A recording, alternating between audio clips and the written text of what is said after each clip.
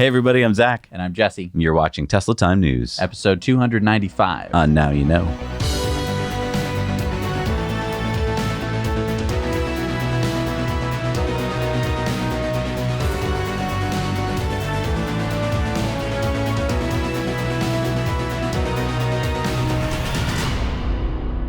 And I want to stop and thank our amazing Patreon patrons. If you want to help support us, bring you independent news every week, you can head over to patreon.com/nowyouknow. There's some really cool perks, and all the Patreons watching know that already. This episode of Tesla Time News is sponsored by Skillshare. Skillshare offers thousands of inspiring classes for creative and curious people on topics including design, photography, video editing, freelancing, and more. I've been taking this class called Productivity Habits That Stick by Mike Vardy. What have you learned? I learned how to create a framework to keep my attention on task during the week.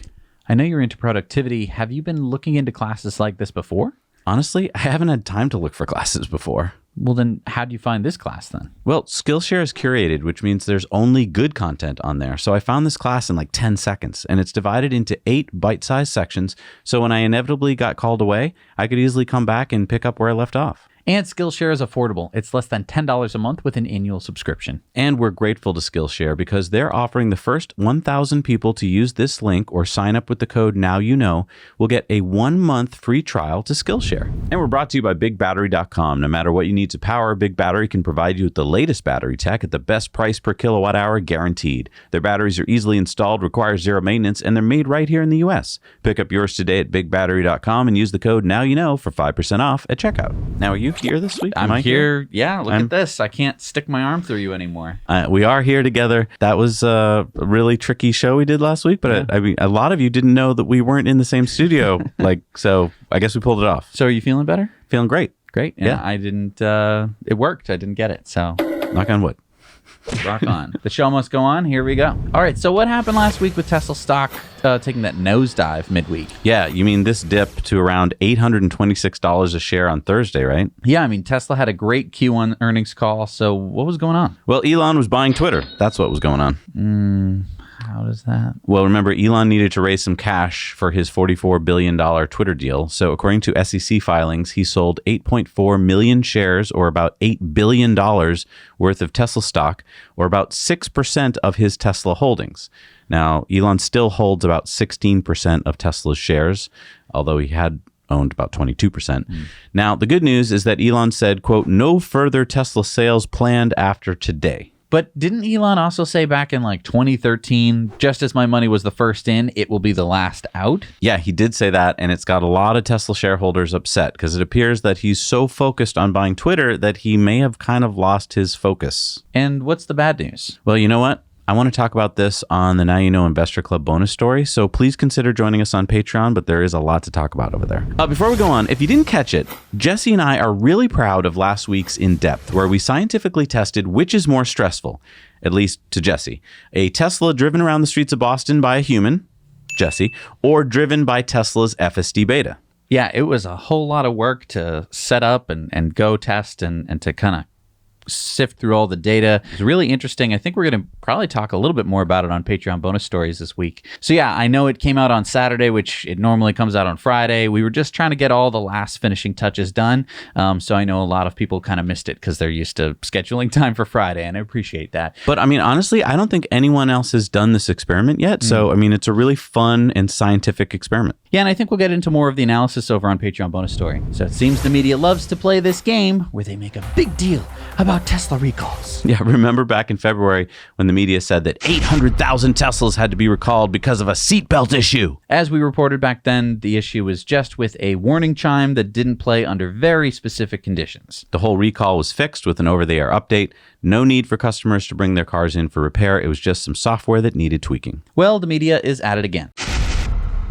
The recall is referring to 48,000 2018 through 2022 Model 3 performance models where the unit of speed, either miles per hour or kilometers per hour, may fail to display on the speedometer while in track mode. That's it. And Tesla will send owners a notice by June 6th. My guess is that Tesla will be sending over-the-air updates by then to fix this. I guess it's a glitch. Glitch in the matrix. So can we stop calling them recalls? I mean, a recall usually means that you have to bring your car into the dealer to get work done. Can we call them Totosu instead? Totosu? Tesla over-the-air software updates. It's not the worst acronym I've ever Well, heard. come up with a better one down in the comments below. There's got to be something better than recall. Yeah, because again, what you're going to be driving along and you're going to be like, am I going 50 miles an hour or 50 kilometers an hour? Whoa, safety, help! And you're in track mode, so you're probably out of track. You probably know what you're doing. If you bought track mode, put the car in track mode, you're going to know the difference. I just wonder why Tesla, though, couldn't fix this in 2 seconds, though. They probably can. It's probably a bunch of red tape. I'm sure Nitsa sent an email and someone said, oh, I'll get right on then. Because, well, hang on, actually, you have to fill out Form 65B and let everyone know how you're going to be fixing. And they're like, oh, I already finished the code. Do you want me to implement it? No, you have to mail out. Then you have to send it back in triplicate. Look, all of this is fine. I think that recalls are good. We should have recalls. I just think that we made recalls back when we invented the car. Great. I think that's all good. Maybe we update it. Maybe we say, hey, when we came out with the first safety recall, cars didn't have windscreens or they computers. Were called horseless carriages. So maybe we do a little bit of an update and say, hey, if this is a software update, send them an email, text them to let them know that their car is going to be fixed and that they should say yes to the update. That's it. So let's go back in the time machine for a moment to 2016, shall we? Remember, the Tesla board approved $2.6 billion to buy SolarCity. Some Tesla shareholders decided to sue Tesla, saying that the acquisition was no more than a bailout of a failing solar company. Tesla's board settled the lawsuit, but Elon did not and decided to plead his $13 billion case to the court. You may remember that the trial finally took place last July, but it took the judge, Vice Chancellor Joseph Leitz of Delaware's Court of Chancery, until last Tuesday to release his ruling, in which he said, the preponderance of the evidence reveals that Tesla paid a fair price. SolarCity was, at a minimum, worth what Tesla paid for it, and the acquisition otherwise was highly beneficial to Tesla.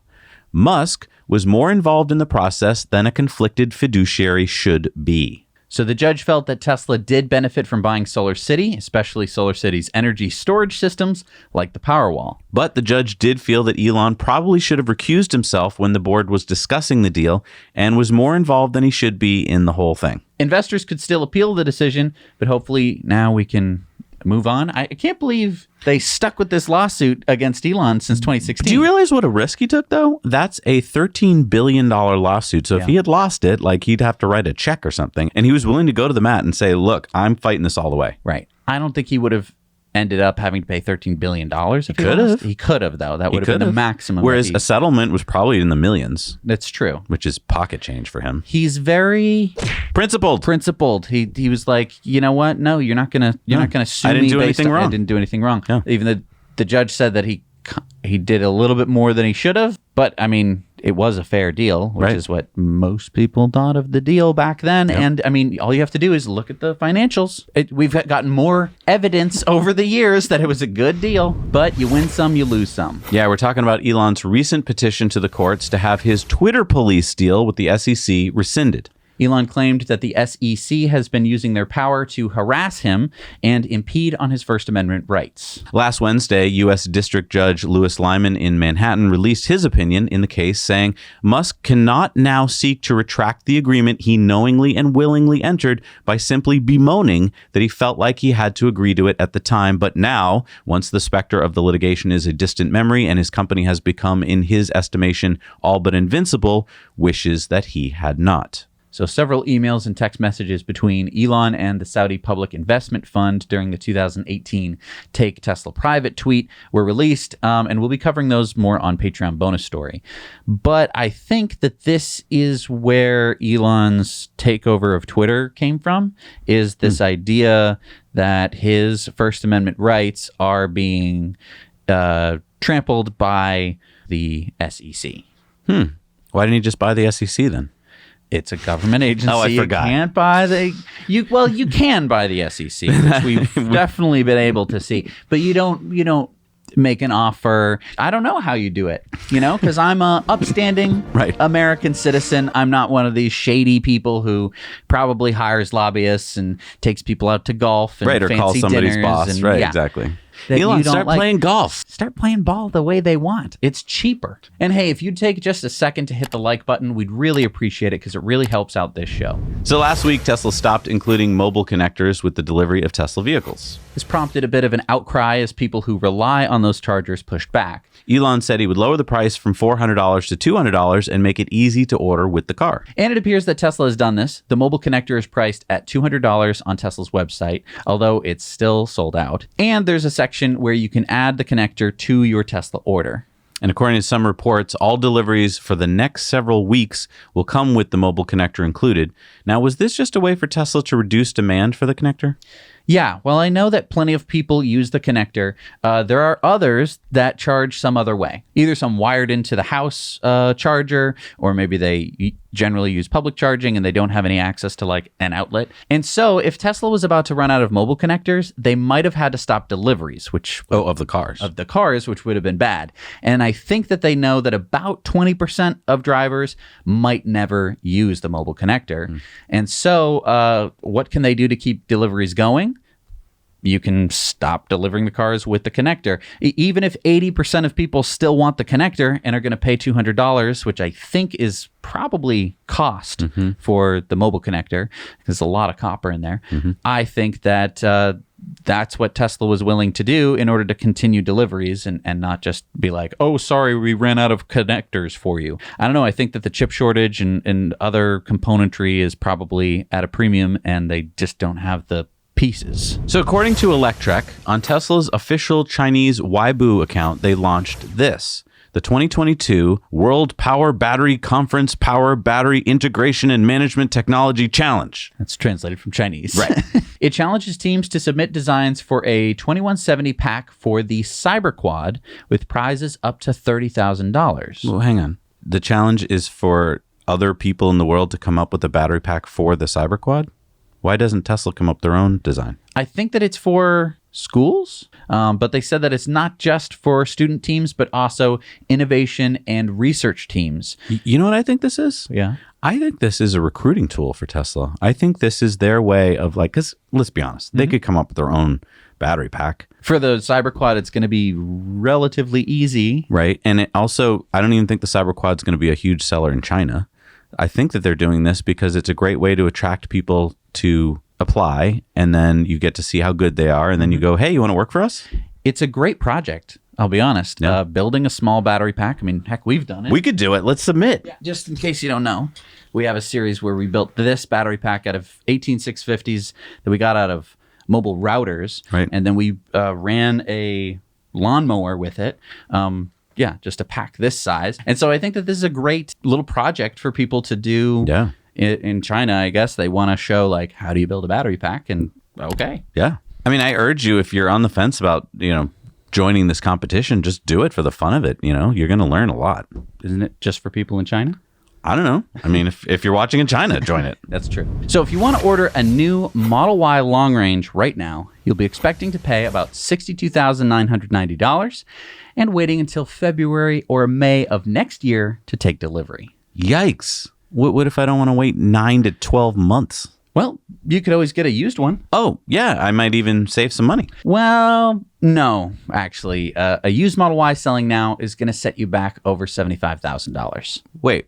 No, it's okay. I don't need a brand new one. Maybe like a year or two old with a couple dozen thousand miles on it is fine. Yeah, expect to pay over $75,000. Here, take a look at some of these examples. Whoa. I guess this gives you some idea of the demand Tesla has, that people are willing to pay over $10,000 more for a used car just because they want it now. I want it now! Yeah, and what I think a lot of people are missing here is that if Tesla had some way to be making more Model Ys and delivering them to customers faster, they could charge more for them. Not that you're saying you want Tesla to charge higher prices. No, I don't. I would like them to keep the prices the same. Or lower. Right. But even just by doing that, they would essentially be able to take more market share away from their competition, not just EV market share, mind you, all vehicles, because It's such a high demand item. It's just that right now when people say, oh, it's going to be a year, man, well, I don't know. And that's stopping a lot of people. If they can be, just a couple weeks away from their Model Y, then they're going to go, well, I was going to get, a Subaru or something, but this looks really good. So in a recent interview with CNBC, Mary Barra, the CEO of GM, apparently said that General Motors will begin tying a significant part of its long-term executive compensation with the company's electric vehicle goals. Although I couldn't find an actual quote anywhere. According to CNBC, starting this year, Barra said that compensation targets will include volumes of EVs in North America as well as launch timing and quality for such vehicles. So, this is good, if a bit late. Now, just to kind of get a sense of what we're talking about, what are GM executive compensation plans looking like these days? Well, to start with, Mary Barra, she made $29.1 million last year. That's up 23% from the year before, and most of this was in stock awards. What about someone lower on the totem pole, like, Mark Roos, GM's president? He made $8 million last year. Most other executives earn less than that. What about Elon? What does he make as CEO of Tesla? Well, in 2018, Elon's salary on paper filed with the SEC was $23,760. In 2019... What? Yeah, $23,000? I made more that year. In 2019, it went up to $56,380, but Elon never accepted it.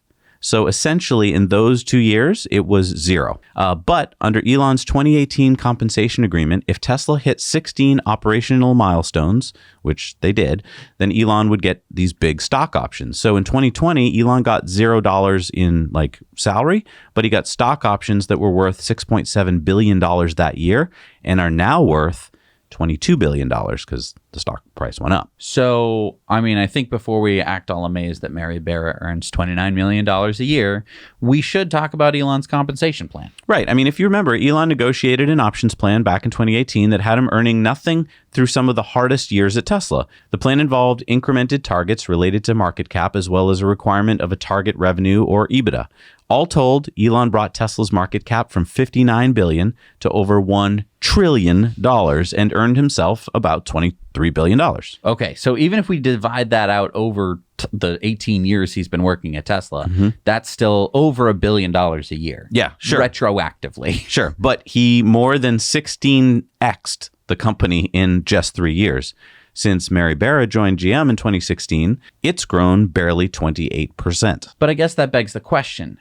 Whose pay at GM is going to be significantly tied to EV production, and will it be the kind of incentive package that Elon got?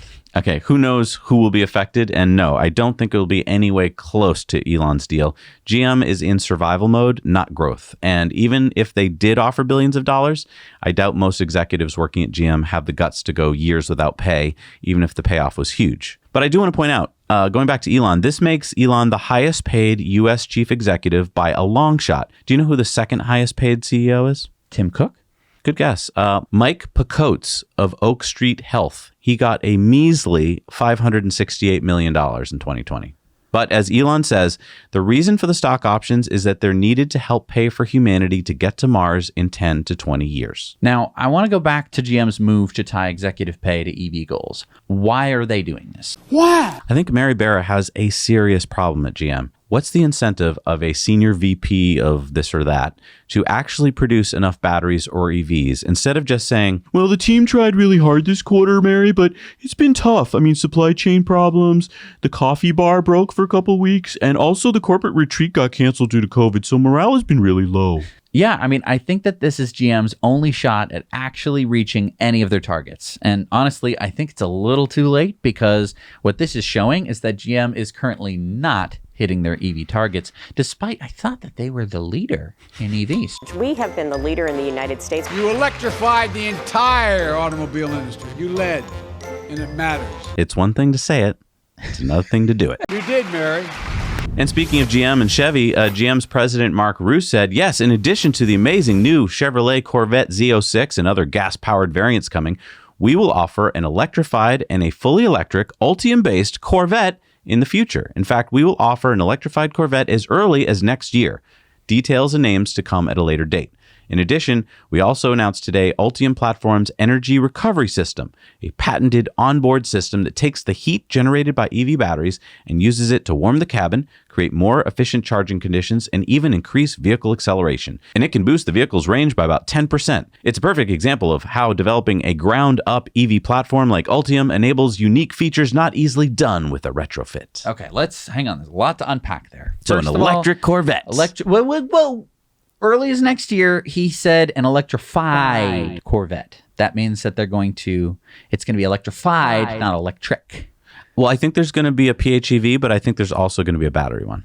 Not as early as next year. He said electrified, Right. which just means it's a hybrid. Right. Maybe it'll be a plug-in hybrid, although Corvette owners, plug-in hybrid. Yeah, I don't know. I mean, look, some of the most powerful sports cars in the world are hybrids. So I can see how you would do that. And I mean, this is why I buy Corvettes, is to drive in the snow well, you know? Yeah, what's up with this? What? Isn't that why everyone gets a Corvette?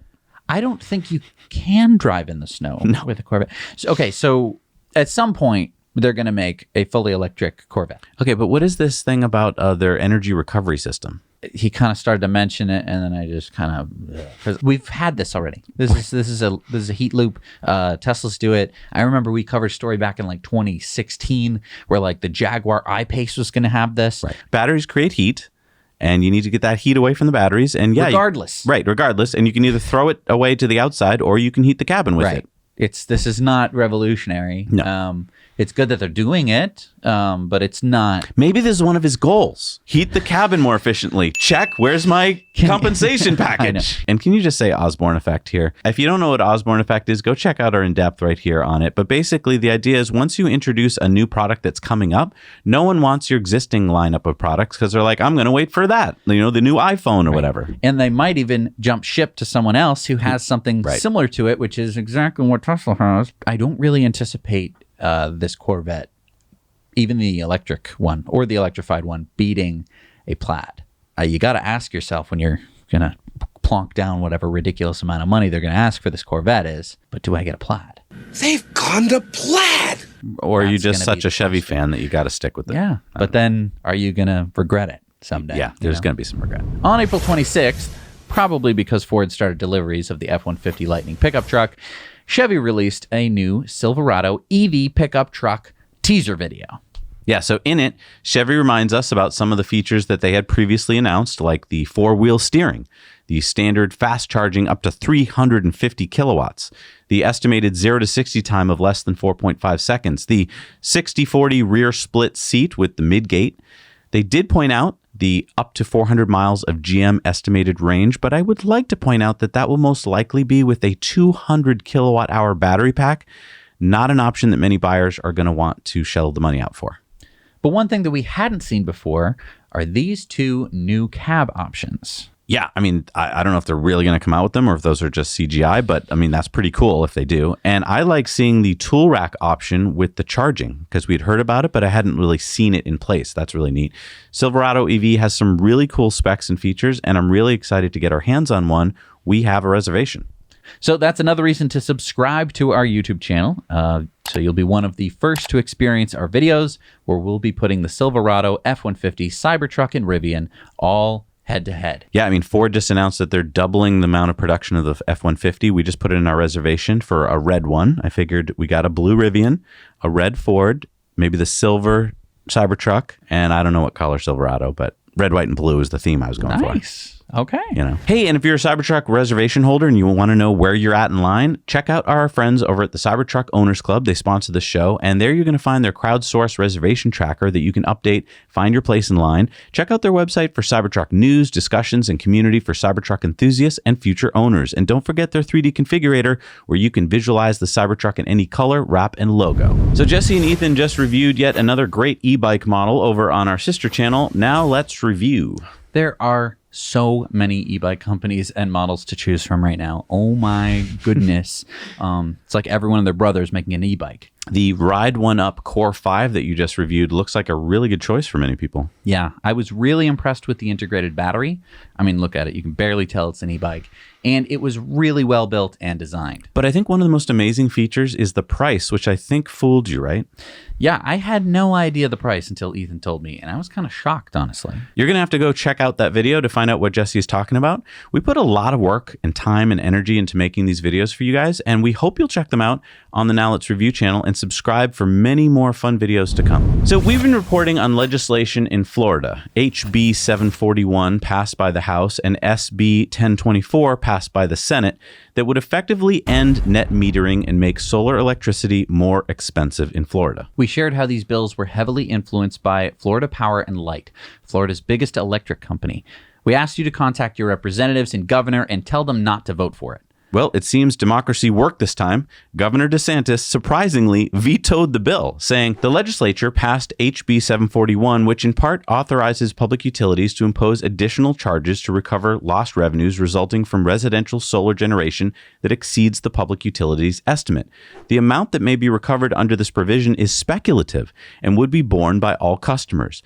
Given that the U.S. is experiencing its worst inflation in 40 years and that consumers have seen steep increases in the price of gas and groceries, as well as escalating bills, the state of Florida should not contribute to the financial crunch that our citizens are experiencing. Okay, so what happens to this bill now that he's vetoed it? Well, it goes back to the Florida House, where the governor could be overridden if 2/3 of the legislature votes for it. Now, it came out of the House in a vote of 83 to 31, which is more than 2/3, so it looks like they do have the votes, but I will point out, almost 90% of Floridians polled are against this bill. And I think that's why the governor was like, okay, well, if most of you don't want it, I will veto it.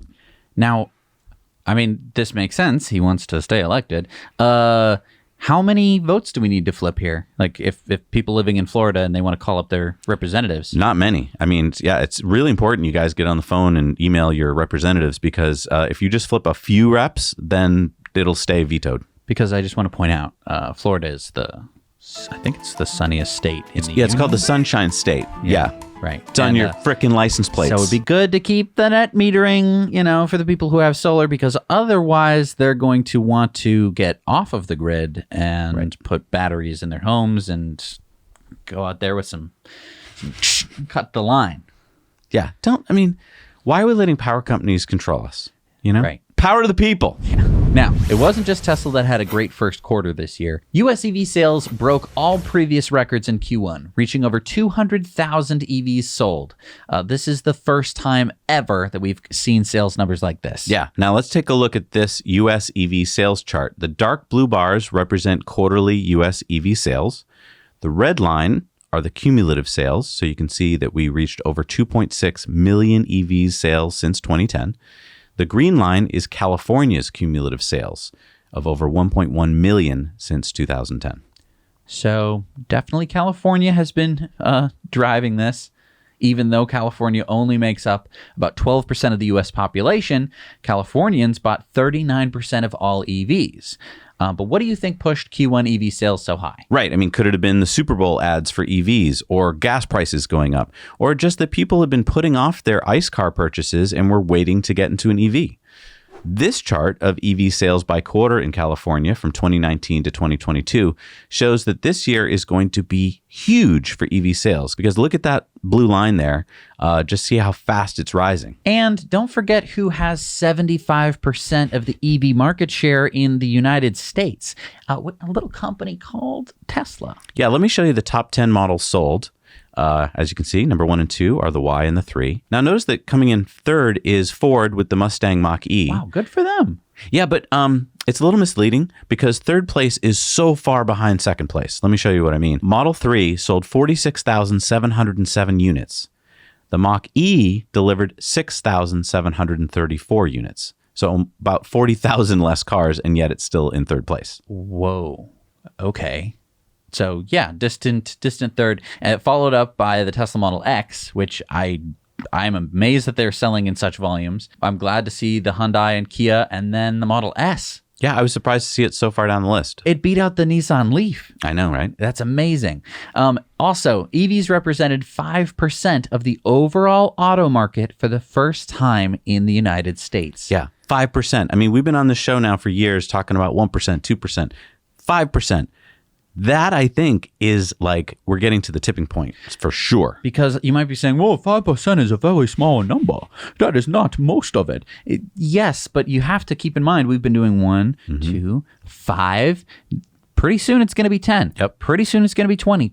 I mean, and by that point, when it's over. When it's 10 or 20% of all cars are EVs. And rising fast. You know who doesn't want to buy a gas car anymore? Pretty much everybody. Right. They will realize at that point, oh, this is the past. This is like horses. I don't want to be riding a horse anymore. Nope. I want to be in the new shiny thing. So the Fremont, California-based autonomous vehicle technology company Pony.ai, which was founded in 2016, was just granted the first autonomous driving taxi license in China. Wow, when you said Fremont, California-based autonomous vehicle technology company, I thought you were going to say Tesla. Right. No, I was surprised that it wasn't actually based in China. Like they do have offices in China, but like, yeah, they're headquartered in Fremont. So Pony will be operating a fleet of 100 autonomous taxis starting in Guangzhou. As of April of this year, Pony's autonomous vehicles have driven over 11 million kilometers, with 200,000 kilometers being driven without a safety driver. That's not a lot of miles compared to like Tesla. Yeah, but all Teslas have drivers. True. Okay. So Pony will start with safety drivers behind the wheel, but says they will soon be removing them as they're allowed to. So up until now, Pony has operated on limited permits and have given 700,000 rides since 2018 in both Beijing and Guangzhou, and they claim that they have passed their safety tests, including autonomous driving for 24 months, at least 1 million kilometers of testing mileage, and 0 accidents, which is hard to believe, but that allowed them to get their latest taxi permit. Customers will now be able to use the Pony Pilot Plus app to hail an autonomous taxi between 8:30 a.m. and 10:30 p.m. It's interesting to note that Pony had its California driverless permit suspended in October of 2021 when one of their test cars hit a road center divider in Fremont. In March of this year, NHTSA issued the first recall of an automated driving system, and Pony agreed to update its software. Pony.ai is currently a private company after pulling plans for a public offering last year. It's currently valued at about $8.5 billion and has major investments from Toyota. So 16 states, the District of Columbia, and a bunch of environmental groups like Earth Justice, Sierra Club, and the Natural Resources Defense Council are suing the U.S. Postal Service because of the USPS's decision to purchase 148,000 gas-guzzling delivery vehicles from the Oshkosh Corporation. Remember, the USPS plans to spend $11.3 billion on gas-powered vehicles that get 8.6 miles per gallon, which is about the same as the existing fleet of gas guzzlers bought back in the 80s. This would be the equivalent of 4.3 million passenger vehicles in terms of the CO2 produced. The USPS placed the order for the first 50,000 vehicles in March, with only 10,000 of those vehicles to be electric. Deliveries are to come by the end of next year. California's Attorney General Rob Bonta said the Postal Service has a historic opportunity to invest in our planet and in our future. Instead, it's doubling down on outdated technologies that are bad for our environment and bad for our communities. Once this purchase goes through, we'll be stuck with more than 100,000 new gas-guzzling vehicles on neighborhood streets for the next 30 years. There won't be a reset button. We're going to court to make sure the Postal Service complies with the law and considers more environmentally friendly alternatives before it makes this decision. Now, regulators from the EPA and White House Council on Environmental Quality have found serious deficiencies with the Postal Service's environmental study. They said that the agency significantly underestimated the cost of the gas-powered vehicles. It projected fuel prices at, get this, $2.19 per gallon. Oh, how I wish. Nearly $2 less than the U.S. average this week. And how their emissions could worsen the climate crisis. In an interview last month, Postmaster DeJoy said that the economics that my team has come up with are sound and support his agency's purchase plan. That is the math that we are going with, he said. That is the math we're going with. Yeah, let's go with the wrong math. That is a really good quote. No, that's just the math that we're going with. 1 + 3 is 17, but that's our math. That's what we're going with. The lawsuit states, astoundingly, the Postal Service signed a contract and paid millions of dollars for these vehicles first before beginning its environmental analysis to justify its action in blatant violation of the National Environmental Policy Act. The Postal Service's improper action will not only needlessly pollute every American community for decades to come, but will also cost millions more in taxpayer funds and leave the agency vulnerable to fluctuating fuel prices. Yeah, so you ever wonder why there's environmental groups? These lawsuits make a difference. Yeah. Dallas County in Texas has just approved the acquisition of 3 new Tesla Model 3s to their fleet.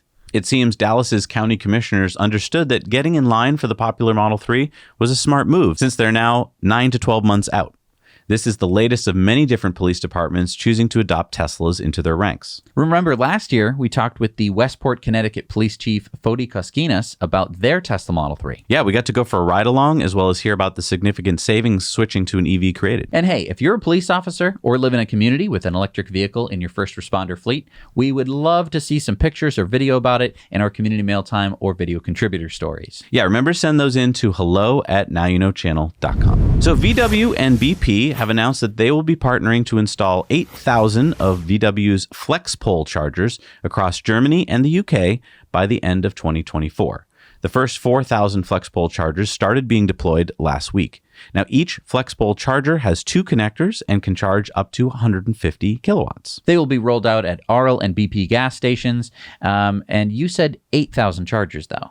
Yeah, in this press release, BP and VW said that they would be installing as many as 4,000 more by the end of 2024. So it's one of those things that they do a lot in press releases where they say a number and then they add another number that they might do, and then they add the 2 numbers together and that becomes the headline. Hey, Mom, I cleaned my room. And, oh, wow, that's great, Jesse. Yeah, I cleaned my bedside table. And in the next few weeks, I could be cleaning as much as half of the rest of it. Right. You know, and you're going like, I don't think that that's cleaning your room. No, it is. That's my press release. So I just want to compare these chargers to Tesla for a second. Okay. According to the latest data from Tesla's Q1 shareholder deck, Tesla installed about 720 supercharging points per month. That would equal about 25,000 points by the end of 2024. Mm-hmm. Now, FlexPole does have 2 charging connectors each, so that would be about 16,000 by the end of 2024. So that's not even close. True. Now, the FlexPole charger uses E-on battery storage to make it less strain on the grid to install these chargers, and that's cool. But I want to point out that these chargers only charge at speeds up to 150 kilowatts. That's equivalent to Tesla's first-gen superchargers. Most of Tesla's superchargers can charge now at speeds of 250 kilowatts. Right, and I have lots of questions about the FlexPole charger that I couldn't find answers on. Number 1, if 2 cars are charging simultaneously, does the charging speed drop? I'm guessing it does. Number 2, how much battery storage do they have, and how long does it take to recharge those batteries so that the next car that pulls in can charge up? What I mean is, like, yes, it's trickle charging that battery from the grid, which is nice because you're not putting too much of a strain. But if car after car pull in, are they even going to be able to charge? Number 3, how many FlexPole chargers will they typically be installing at each location? Because most of us know that like 1 charge point or 2 or 3 are generally not enough to be trusted charging locations, because if one gets iced or one is broken. And I get why VW is doing this. They need more chargers for their growing EV fleet, and they don't want to bear all the costs. And BP is smart to build these at their existing gas stations because customers will shop at their convenience stores. Plus, BP says that they have, quote, set out an ambition to be a net zero company by 2050. All right. They got 28 years. You know, I've been alive for about 28 years. I think none of their executives will be alive in 28 years probably, or be with the company. So they don't care.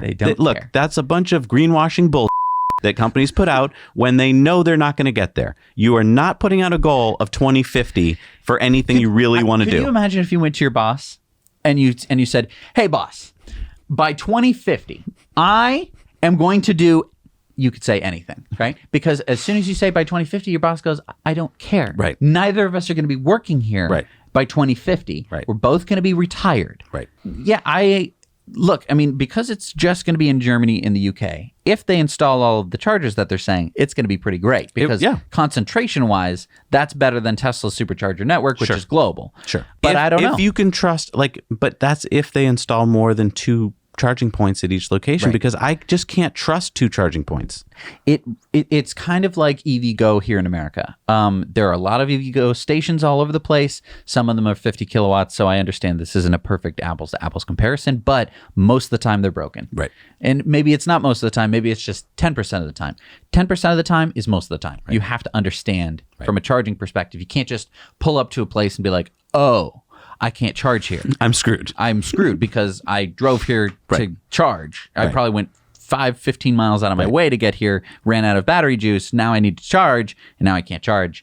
That's useless. I have a solution that we're going to talk about in the Patreon bonus story. Oh, okay. By the way, if you want to share this clip with your friends, but you don't want to share the whole show, we have a clips channel where we've chopped these up into bite-sized clips that you can easily share. It's a really fun place to go to check out news. All right, it's time for Into the Future, and we are sponsored by our friends over at Henson Shaving. You can get yourself 100 free blades. That's 200 shaves because they're double-sided blades. All you have to do is head over to hensonshaving.com and use the code NOWYOUKNOW to get 100 free blades when you purchase your Henson shaver. Which, by the way, is the most sustainable shaver I've ever found. Yeah. I mean, the blades are recyclable, so... And the shaver's going to last more than a lifetime. Definitely. You know how they say, they don't make them like they used to? Now Henson they do. shaver, first of all, could never have been made until very recently. Right. The technology in the razor is amazing. Or not in the razor, but in the manufacturing of it is amazing. And yeah, it will probably outlive you. Escape into the future. Okay, so Jesse, would you like an electric submarine? I already know the answer. Yeah. So check this out. This is the Nexus by U-Boat Works. And it's yellow. I know, right? Wow, that's pretty good. That's pretty good. I don't know if I'd want to call it a U-boat, though. That's just me. But it looks pretty cool. Yeah. Well, you could call it the Nexus 8 because that's the variant name. It fits up to 9 people, 1 pilot, 6 adults, and 2 children. Sweet. So how deep can it go? 200 meters. It has a 62 kilowatt hour battery, so it can stay down there for about 18 hours at a time. And the Nexus is only U-Boat's latest electric submarine. They actually have 8 different models. Plenty of them are smaller. So if you just want like a little fun solo unit. No, I want a big crew. Oh, you do? Yeah. You know, it does look like it was kind of inspired by the 2004 Wes Anderson film Life Aquatic with Steve Zissou. Yeah. So how much does this cost? Jesse, you remember when we talk about nautical things, if you have to ask. Oh, you can't afford it. Okay. I think this would be good for like resorts. You know what I mean? Because you have the one seat for the pilot, and then you have, I totally agree. I put down in the comments how much you'd be willing to pay to do like a little coral reef kind of. Yeah. It's really Right? neat. Really neat. I think so. I didn't know that I wanted a submarine, and now I want a submarine. It really sucks. All right, time for Going Green, and we're brought to you by EcoWear. If you want to find the shirts that Zach and I are wearing, along with dozens more different designs, you don't have to get them just on shirts. You can put them on backpacks, mugs, shower curtains. Pet gear. Yeah, anything you're basically looking for. If you're looking for any kind of gifts, it's a little late for Mother's Day, but you could be thinking about Father's Day a little further down the line. Definitely head over there. And the cool part about EcoWear is that we carbon offset the whole purchase. Right. Everything from the manufacturing of the item to the shipping of that item to your door, all the way through the life cycle of that item. So all the way to you throwing it away. On top of that carbon offset, we also plant multiple trees per every order, and we help to cap wells with our friends at the Well Done Foundation. Yeah, you can really feel good about your purchases at EcoWear. Go check it out. All right, so a ski resort in New Mexico is adopting an electric snow groomer. This is the Piston Bully 100E. All right, so can you give me some stats, some numbers? All right. Okay, so it has a 126 kilowatt hour battery at 400 volts. That's about what I'd expect. Okay. Yeah, and so it has about 2.5 to 3 hours of operation time, which is because it's so big and it's going to be pushing snow around. Is that good? I mean, I don't know. So if anyone has any experience with snow because grooming, it seems a little low, but maybe I'm wrong. low. Maybe that's a long day of grooming. I don't know. Let us know what you think. Also, the charge time is about 5 hours to get to 75%, 100 in 6.5 hours. I mean, that's fine if you can, charge it overnight, but then it would imply that you would need a full day of work, I would think. Right. I don't know. It can also reach a top speed of 16.7 miles an hour. I think it was interesting in this video that one of the operators was saying that they're used to the sound of the gas-powered one, like, I guess helping them understand what they're doing. My guess would be speed. You could judge by what gear you're in and the engine revs to determine how fast you're going. In this case, you would hear revs, I'm guessing, but you probably aren't going to hear it as loudly. And then in the comments below, let me know, there's this section of the video where it puts down this special thing in the back and it makes these 2 grooves. And I'm assuming that's for cross-country skiers, but I don't know what I'm talking about. So let me know if that's right. I'm not a cross-country skier. No, but that's really cool because now there's an option. And if you think about it, a lot of ski resort places want to be environmental and they want to tell their customers that. So it's great that there's now an option that I think a lot of skiers would rather go to a resort that had this. And I'd be really keen to know the total cost of ownership because I imagine something like this is going to have a lot of maintenance, especially when we're talking about engines. But not as much on the electric one. Right. I mean, now it has 2 90 kilowatt motors, and I'm sure that those are going to last a really long time.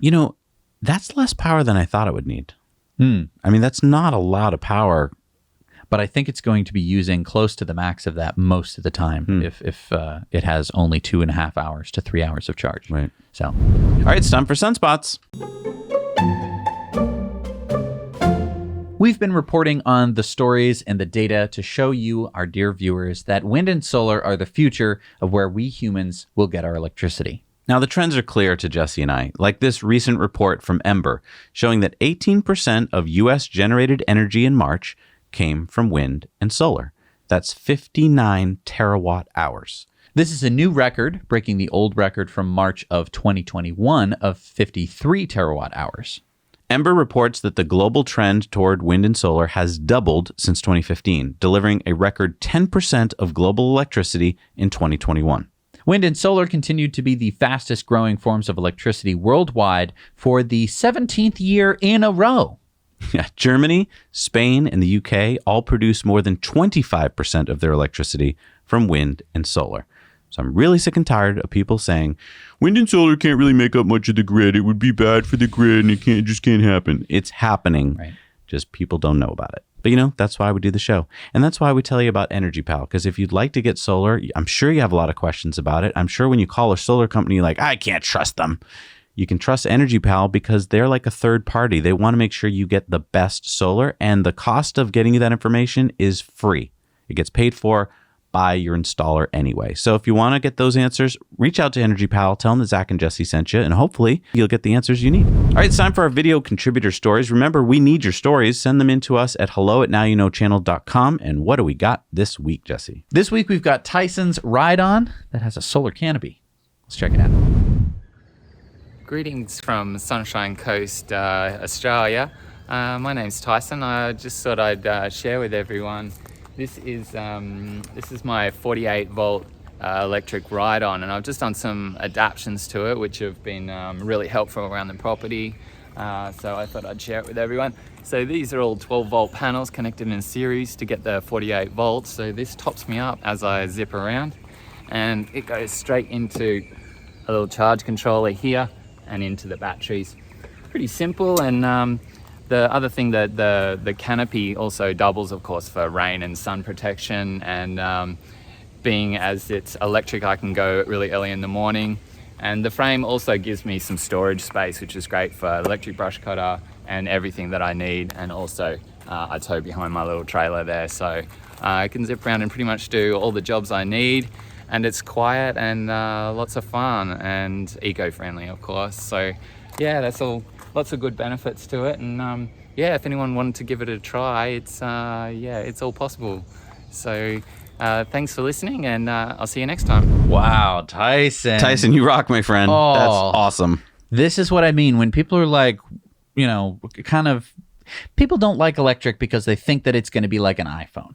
And they're going to have to buy it, and it's going to be expensive, and they're not going to be able to play with it and do anything fun and tinker. Did you see what he just did there? He tinkered. He tinkered. He made something immeasurably better. I have always been thinking, oh, I need a shed to put my lawnmower in. He has now defeated the need for even a shed. What a cool project. Yeah.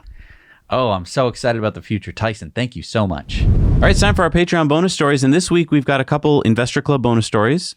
We've got info on Ford's latest financials. New way to charge your EV. Louis Rossmann speaks out about Chevy. And leaked Elon text messages and more. So head on over to patreon.com/nowyouknow. Support us for as little as $1 a month, and you're going to get all these Patreon bonus stories. We'll see you there.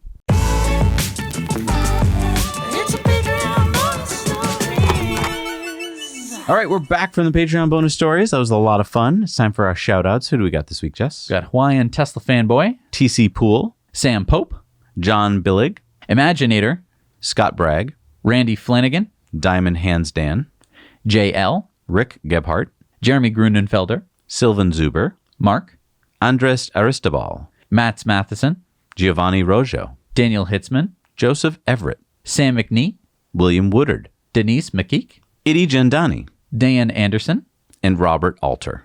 Thank you so much for supporting this channel. We can't do this work without you. All right, it's time for our Patreon poll. What was the question this week? What should we test on the Rivian next? What's the number one answer? Number one answer was range, charging speed, and road trips. Oh, well, we already got some of that we shot. We're going to be coming out that soon. That's good. And then looks like towing is next, and then camping, and then off-road, cargo, and a lot of other comments of other things we should do. My favorite comment, by the way, was testing out power tools using the Both plugs. air and electric. Yeah, because I want to know if I can use a nail gun. Yeah, let's go do it. Build a cabin in the middle of the woods. Right. Huh? All right, it's time for community mail time. Community mail time. Remember to share your stories at hello@nowyouknowchannel.com. We've got this story from Natasha. They sent us this TikTok of father and son team trying to beat their previous nonstop driving record of 73 hours and 27 minutes set back in March of 2020. They drove across Canada from Saskatchewan, BC to Point Pleasant Park, Nova Scotia. Look at this route. They ran out of juice on this trip and needed to be towed to the Supercharger. That's what you're seeing here. So did they beat their record? They did it this time in 73 hours and 24 minutes, beating the record by 3 minutes. Wow, that's coming down to the wire. Ramon sent us this photo of his satin matte wrapped Model 3 Performance. Wow, look at those wheels. Yeah. Tanner spotted this Hummer EV in Dallas, Texas. John spotted this Lucid ad at the Munich airport. Cameron said, I wanted a carport to protect my old vehicle from the weather in the UK, looked at ready-made units, but decided to go down the bespoke route and had a local company make the frame to take 6 by 400 watt solar panels, feeding a 2 kilowatt solar edge inverter. Not finished as yet, just need to fit a clear panel between the solar panels and have the inverter commissioned, but I'm pleased with the results. I think this is the first solar carport in Ludlow. Michael says, hey, Zach and Jesse and the great team of people at Now You Know. I live in a city near Copenhagen, Denmark, and I often see loaner cars for when your car is at the service center, but unfortunately, it's the gas-guzzling type. But then this past Tuesday, I saw this Tesla Model 3 with the text, Autoskadstuen, which roughly translates to the auto emergency room, and the text Landbil, which roughly translates to loaner car. But I think it's really cool, neat, and exciting to see private companies having loaner cars that are electric, and especially the nice kind of electric cars. Whether it's for a customer with another Tesla or electric car, or the more intriguing option, a gas guzzler which gets to try electric, either way, it's good for the company, the customer, everybody's health, and the climate, and so much more. Thank you to my favorite YouTube show. And Michael says, just because you aren't making progress as fast as you think you should does not mean you aren't making progress. Keep going. Thank you, Michael. Good words to live by. Randy says, hi, Zach and Jesse. Congratulations on taking delivery of your new Rivian. I am the first in Southern California to receive a Launch Edition Canyon Red. And after talking to the delivery specialist who's delivered most of the Rivian trucks in SoCal, he said that he's not delivered a Canyon Red truck until today. I took it out for a spin just an hour ago, and it still gets my adrenaline going with the incredible acceleration. Randy. Thank you, Randy. Kevin sent us these Model 3 pictures with the SpaceX package from an EV event in Wisconsin. That's fun. Pamela and Johan sent us these pictures of a wrapped Model 3 they spotted in Fort Langley, British Columbia, Canada. Bjorn said, hey, Zach and Jesse, here's my 2019 Tesla Model 3 out on the beach on the coast of West Sweden on Mellbystrand near Halmstad in the south of the country. I slept in the car last summer, that night that you see on the picture. Great show you do every week. Now you know. Thank you, Bjorn. All right, it's time for Supercharger reviews, and we got a beautiful Supercharger, but it's not a Supercharger. It is a Rivian charger. Jarrett sent us this photo of a beautiful Rivian charger in San Francisco near the Golden Gate Bridge. I looked it up on my Rivian app, and those are two 11 kilowatt Rivian chargers. So they're not super in any stretch of the imagination, but they are chargers nonetheless. And it's a very beautiful location. It You is. get the Golden Gate Bridge. background. It's very nice. So yeah, let's see what we got for new superchargers out there in the world. Hi, Zach and Jesse. This is Chris Bolton coming to you from Cache Creek in British Columbia, Canada. We have a new 8-stall supercharger here that just turned on. Doesn't quite show up on the map yet, but it's up and running. We have a couple flow chargers and as well as the BC hydro chargers as well. Great place to stop. There's lots of places around to eat. There's a Hungry Herbie's across the street. Great place to get a shake and a burger. There's also a visitor information center as well. It's right off the highway. I give this a 10 out of 10 for access. And now you know. Hey, it's Don and Marianne here at the new Tesla Supercharger in Garner, North Carolina. Yep, it's a version 3 8-stall. It's not the drop-in. This one looks like it's custom built. Yep, we have a, for disabled access, use last only a pedestal over here where the ground is painted for wheelchair access. I suspect that's why it's not the prefab. We've got picnic tables to eat at. There's some here, and there's also some behind me over there. Trash can, a dog cleanup station, so it's totally okay to allow your dog to come back over here while you're at the supercharger. Yeah, lots of security. They got cameras from Smithfield's. The ATM's got one. And if you stop and the Smithfield restaurant is closed, just on the other side of the Smithfield is a Speedway that's open 24/7. Yep, so there's a gas station here where you could buy snacks or use the restroom at any time of the day. This is super easy on off if you're westbound on I-40. If you're eastbound, you have to make left turns to get here. But it's not bad. I mean, that's I-40 right there. Other than the construction is the only drawback, but that'll be done in a couple years. Yeah, lots of lighting here in the parking lot. So besides the cameras, I think at night it's going to be lit up well. And make sure if you stop in to check out the barbecue. Yeah. First off, the fried chicken and barbecue is awesome. And secondly, Smithfield is putting in destination chargers and superchargers all over the state. And we want to support that business because they're really helping out us EV drivers. Yeah. So what do you think, Donnie? Well, normally I would, probably like a 7 out of 10, but because it's at Smithfield's, 8 out of 10, baby. I agree. And we may have had some barbecue while we were sitting here. Hey, Zach and Jesse, love the show. 8-stall supercharger review, Target, St. Louis Park, Minnesota, off of Highway 100 and Excelsior. 8 stalls there. There are 4 charge point stalls as well. The Target is back behind me. There's a couple benches if you want to sit down. It's a nice day today. Across the street, if you want some food, there's a Lund's and Byerly's in there. Of course, restrooms at both of those facilities. If you wanted to walk a little bit farther, you could probably go to Starbucks, Trader Joe's, Goodwill, a few other food vendors on Excelsior Boulevard. I think I'd rate this an 8 out of 10. There you go. Now you know. Hi everyone, this is Joel coming to you from the Walcott, Iowa 8-stall supercharger with 1 pull-in. This is version 3, so you'll get good speeds at this location. It is located in the world's largest truck stop right along Interstate 80. This place has everything from shops, accessories for your car, plenty of restaurants. There's fast food places both inside the main building and across the street. There's lots to do here. You can easily not be bored at this place. The good thing about the stalls is they're just far enough away from the main building that they should never be iced. This location is right on Interstate 80, and it's probably 8 out of 10. Now you know. Thank you so much for doing Supercharger reviews. If you're wondering why we have all these videos of random people in random parts of the world, we actually have a map, which is all nice and organized, and you can see all the Superchargers on that map, and a lot of them have Supercharger reviews, and you can upload your own. Head over to our website, nowyouknowchannel.com.